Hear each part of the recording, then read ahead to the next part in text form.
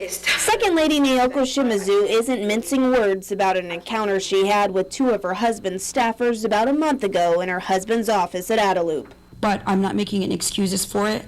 It is me. I said those things, and I was angry. Shimizu admits she used a poor choice of words when confronting two of her husband's staffers who were under the belief that Tenorio was going to commit academic plagiarism by submitting a 98-page public safety master plan they'd been working on as his qualifying exam for his master's degree. Shimizu claims the two said they came to the conclusion based on conversations they had rather than concrete evidence. And that really, really angered me. Really, really angered me.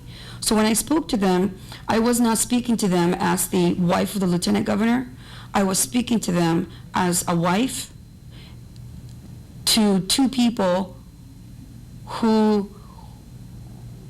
accusing my husband of doing something very, very wrong. Shimizu says since the day her husband decided to run for public office, it's been a constant uphill battle to deal with the barrage of attacks on his character. I didn't know that there was a recording device. That was the farthest thing from my mind, and I just acted purely on emotion, just like any mother or any wife would do if their child or their husband's integrity was attacked, and I reacted.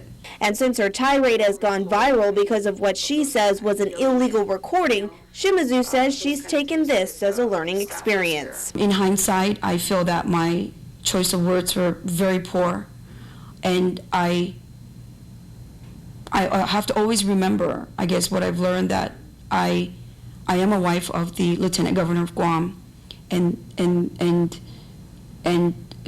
as a respect to this office and to the office of the governor, and therefore the people of Guam, I have to act with certain decorum.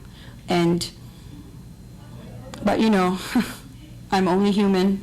Despite calling for the two staffers' resignations on the day of the confrontation, Shimizu says the very next day she apologized, asking them to stay on board, telling them there would be no repercussions. These are two very intelligent individuals handpicked by my husband to work for the people. Sahara Defensor resigned shortly after the incident after finishing up her work at the Guam State Clearinghouse while Michael Bumagat remains on the job.